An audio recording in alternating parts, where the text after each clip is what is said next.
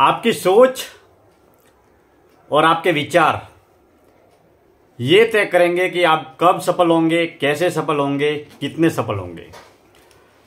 जिंदगी में सफलता हासिल करना आपके विचारों और आपकी सोच पर निर्भर करता है, क्योंकि आपका कर्म, जिस कर्म को आप करते हैं, उस कर्म का जन्म भी आपकी सोच और आपके विचारों से होता है।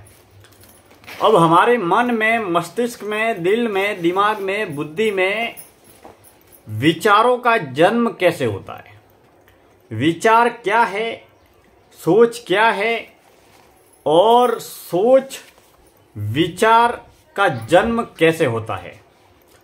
हर आदमी के सोचने का नजरिया, हर आदमी के समझने का नजरिया अलग अलग होता है। अब किस आदमी में कैसी सोच है, ये उसके कर्म, उसके आसपास का वातावरण, जिस पर हम ये तय करते हैं कि उस आदमी की सोच कैसी है। मगर हमारे मन में, मस्तिष्क में विचारों की उपज कैसे होती है। अब ये विचार क्या है? आपने सुना होगा कि विचार बनाए जिंदगी, यानी कि विचारों से ही हमारे कर्म का निर्माण होता है और कर्म से ही हमारे जीवन का, हमारे जीवन में सफलता का और असफलता का निर्माण होता है। यानी कि दुनिया में, धरती पर बड़े से बड़े कार्य किए गए, बड़े से बड़े कार्यों को संपन्न किया गया, बड़ी से बड़ी सफलता हासिल की गई, लेकिन बड़े से बड़े साम्राज्य की, बड़े से बड़े आइडियाज की जो उपज है या कार्य की उपज एक आइडिया या एक सोच या एक विचार से आती है। हर काम करने से पहले हमारे दिल और दिमाग में एक विचार जन्म लेता है कि क्या हमें ये काम करना चाहिए, क्या हमें ये काम नहीं करना चाहिए। जैसे बड़ी से बड़ी कंपनी, बड़ी से बड़ी ब्रांड, बड़े से बड़ा सफलता जब हासिल करते हैं तो सबसे पहले हम सोचते हैं, और सोचने के बाद में हम उस काम को जब प्रैक्टिकल तौर पर करते हैं तब हम सफल होते हैं। अब विचार हमारे जीवन में पूरे दिन चलते रहते हैं। अगर आदमी कोई भी किसी भी प्रकार का काम नहीं करता है तो भी उसके दिल और दिमाग में विचार चलते रहते हैं। पूरे दिन में हजारों विचार हमारे दिल में आते हैं। एक विचार आता है, दूसरा विचार आता है, दूसरा विचार आता है, तीसरा विचार आता है, तीसरा विचार जाता है, चौथा विचार आता है। इस तरीके से विचार हमारे दिमाग में आते जाते रहते हैं। अब हम सोचना तब बंद करते हैं जब हम नींद की अवस्था में होते हैं।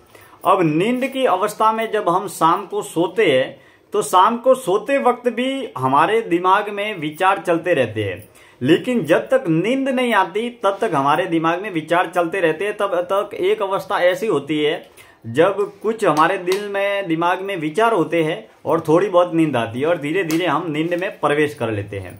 अब सोते वक्त आखिरी विचार हमारे दिमाग में कौन सा था, इस विषय की हमें खबर नहीं होती है। तब हम नींद में किसी भी प्रकार का विचार नहीं करते हैं। हाँ, नींद में एक अक्सर यह जरूर होता है कि नींद में हम सपने देखते हैं तो सपना हमारे सामने वैसा ही चलचित्र की तरह या एक टीवी चैनल की तरह हमारे सामने नजर आता है। फिर इसके बाद में सुबह जब उठते हैं तो सुबह उठते ही हमारे दिल और दिमाग में जैसे ही जगते हैं तो पहले विचारों की प्रक्रिया प्रारंभ हो जाती है।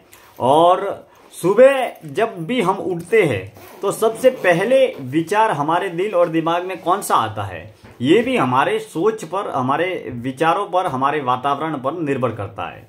अब हम सबसे ज्यादा जो हमारी जो 5 इंद्रियां हैं, अब उन 5 इंद्रियों में हम क्या सोचते हैं, कैसे सोचते हैं, ये हमारे वातावरण पर निर्भर करता है।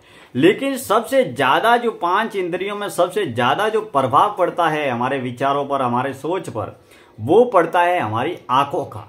यानी कि आंखों के माध्यम से हम जो भी देखते हैं, जैसा भी देखते हैं, वैसे ही हमारे विचार भी जन्म लेते हैं और वैसे ही हमारे जीवन में विकारों का भी जन्म होता है।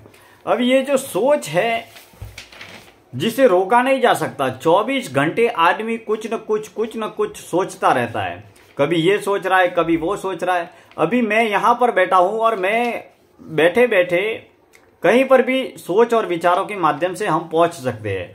हम घर में होते हैं और ऑफिस में पहुंच जाते हैं, दुकान में पहुंच जाते हैं, दुकान में ऑफिस में होते हैं और घर में पहुंच जाते हैं। हम किसी प्रोग्राम में होते हैं और कहीं बाहर घूम रहे होते हैं, कहीं बाहर होते हैं और प्रोग्राम में घूम रहे होते हैं। हम मुंबई में होते हैं और दिल्ली की बातों को या विचारों को शेयर कर रहे होते हैं। तो विचार एक ऐसी प्रक्रिया है जिसे रोका नहीं जा सकता।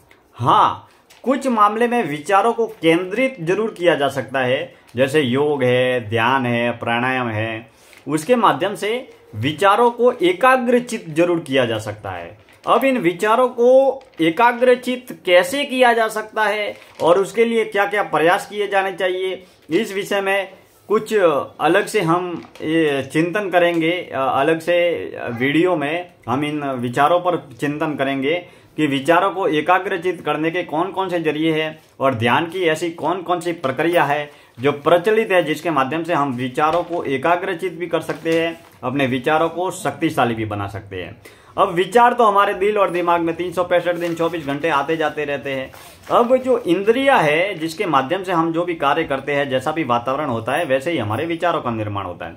जैसे हम किसी दुकान पर जा रहे हैं और दुकान पर जाते वक्त किसी मिठाई को देखा, तो मिठाई को देखकर हमारे अंदर मिठाई का विचार आने लगता है, हमारे अंदर उसे खाने का मन होता है। तो इस तरीके से ज्यादा विचारों की जो प्रक्रिया है वो हमारी आंखों पर निर्भर करती है, क्योंकि आंखों के माध्यम से हम जो देखते हैं वैसे ही हमारे अंदर विचारों का जन्म होता है। जैसे कहीं पर जा रहे हैं और कई दयनीय करुण भिखारी को देखा, तो भिखारी को देखकर हमारे अंदर दिल में दया करुणा का जन्म होता है। तो इस तरीके से सबसे ज्यादा जो विचार जो जन्म लेते हैं वो हमारी आंखों के माध्यम से, जो भी जैसा भी दृश्य देखते हैं वैसे ही हमारे विचारों का जन्म होता है। अब विचारों को रोका नहीं जा सकता। जैसे मान लीजिए कहीं पर ट्यूबलाइट जल रही है या बल्ब जल रहा है। अब बल्ब जल रहा है तो हम चाहे तो स्विच ऑफ करके बल्ब को बंद भी कर सकते हैं। तो इसी तरीके से हम हमारे विचारों के जो दरवाजा है उसको बंद नहीं कर सकते। विचार हमारे दिल दिमाग में 24 घंटे चलते रहते हैं। अब जिस आदमी के दिल दिमाग में जितने विचार कम होंगे या जिनके दिमाग में विचार जितने भी शांत होंगे, वो व्यक्ति उतना ही शक्तिशाली भी होगा, एकाग्रचित्त भी होगा। तो ये विचारों की बहुत बड़ी गहन प्रक्रिया है।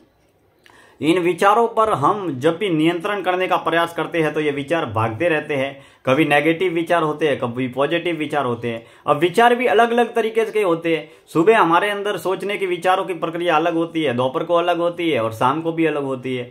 और उसके बाद में जो भी व्यक्ति जो नकारात्मक है, उसके अंदर नकारात्मक है, निराश है, उदास है, हताश है, कमजोर है, कायर है, उस आदमी के अंदर विचारों को सोचने की प्रक्रिया अलग होती है। और जो व्यक्ति उत्साहित है, जागरूक है, सक्रिय है, पॉजिटिव है, सकारात्मक है, तो उसके अंदर सोचने की प्रक्रिया अलग अलग होती है। अब हम बिजनेस में, फील्ड में, जॉब में काम करते हैं तो जिस वक्त हमें पॉजिटिव रिजल्ट मिलता है तब हमारे अंदर सोचने का बहुत बड़ा शक्तिशाली पॉजिटिव रवैया होता है। और जिस दिन हमें कोई पॉजिटिव रवैया नहीं मिलता, हम नेगेटिव होते हैं, निराश हो जाते हैं या असफल होते हैं, तब हमारे अंदर नकारात्मक विचार होते हैं। हाँ, लेकिन जब हम सकारात्मक व्यक्तियों से मिलते हैं या फिर जब भी हम हमारे जीवन में सकारात्मक वातावरण में रहते हैं तो उससे हमारे अंदर पॉजिटिव वातावरण का निर्माण होता है। लेकिन यह बात सत्य है कि जिंदगी में जो भी बड़े बड़े लोग हुए हैं, बड़े बड़े काम किए हैं, उसकी शुरुआत हमेशा विचारों से होती है। अब कोई नकारात्मक व्यक्ति है और कोई गलत काम करने जा रहा है और या उसे गलत काम करना है,